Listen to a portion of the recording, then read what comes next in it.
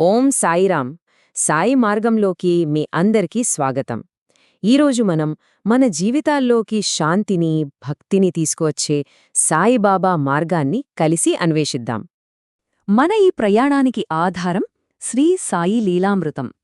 ఈ అద్భుతమైన గ్రంథం నుండే మనం బాబా జీవితంలోని అమూల్యమైన పాఠాలను తెలుసుకోబోతున్నాం. మనందరి జీవితాల్లో ఈ హడావిడి, ఈ పరుగు ఒక్క క్షణం ప్రశాంతంగా గడపాలని ఎప్పుడైనా అనిపించిందా? అయితే ఈ ప్రాచీన జ్ఞానం మన ఆధునిక జీవితానికి ఎలా దారి చూపిస్తుందో చూద్దాం. సరే, బాబా బోధనలని అర్థం చేసుకోవడానికి ఉత్తమమైన మార్గం ఆయన జీవితంలోని కథలే. పదండి, ఆ అచంచలమైన విశ్వాసంతో నిండిన కొన్ని గాథలను చూద్దాం. ఈ కథల్లోని గొప్పతనం ఏంటంటే, ఇవి కేవలం అద్భుతాల గురించి చెప్పడమే కాదు, సామాన్య ప్రజలు, మనలాంటివాళ్లు కేవలం విశ్వాసంతో ఎంతటి అసాధారణమైన అనుభవాలను పొందారో వివరిస్తాయి.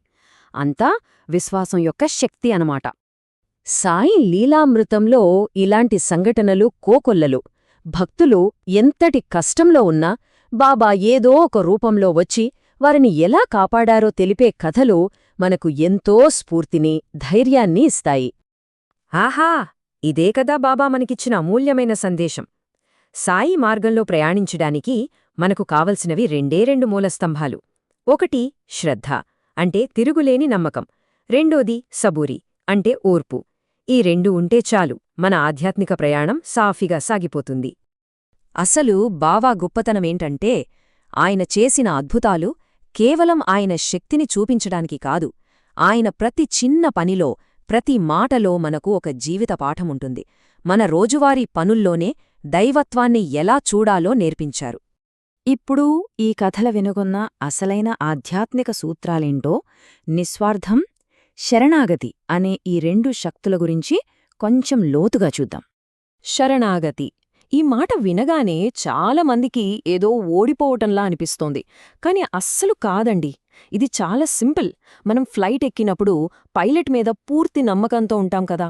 మన జీవితమనే ప్రయాణాన్ని ఆ పైలట్ లాంటి భగవంతుడి చేతిలో పెట్టడమే శరణాగతి. మన ప్రయత్నం మనం చేస్తూ ఫలితం భారాన్ని ఆయనకు వదిలేయడం. చూడండి, మనం చేసే పనుల వెనుక రెండు రకాల ఆలోచనలుంటాయి.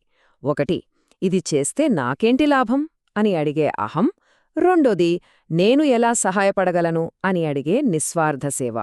మొదటిది మనకెప్పుడూ ఒత్తిడిని, బంధాలను సృష్టిస్తే, రెండోది మనసుకు అసలైన శాంతిని, సంతృప్తిని ఇస్తుంది. ఒక్కసారి ఆలోచిద్దాం, ఈ నిస్వార్థ సేవ అనేదాన్ని ఈరోజు మన జీవితంలో, మన పనుల్లో ఎక్కడైనా చిన్నగానైనా మొదలు పెట్టగలమేమో. సరే, ఇవన్నీ బాగున్నాయి కాని వీటిని రోజు ఆచరణలో ఎలా పెట్టాలి? ముఖ్యంగా కొత్తగా ఈ మార్గంలోకొచ్చిన వారికి కొన్ని సులభమైన పద్ధతులు ఇప్పుడు చూద్దాం. భక్తికి పెద్ద పెద్ద ఆడంబరాలు అవసరం లేదు. మన ఇంట్లోనే ఒక చిన్న ప్రశాంతమైన మూల, అక్కడ బాబా పటం, ఒక చిన్న దీపం, అంతే. ఆ స్థలం మనకు రోజూ శాంతిని, ఏకాగ్రతను ఇస్తుంది. చాలా తేలిక కదా?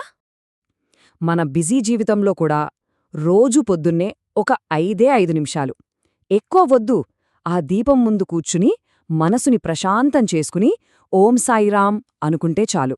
ఆ రోజంతా ఒక పాజిటివ్ ఎనర్జీ మనతో ఉంటుంది. ఇక్కడ ముఖ్యమైన విషయమేంటంటే, జపమంటే ఏదో యాంత్రికంగా 100 సార్లు 1000 సార్లు అనడం కాదు.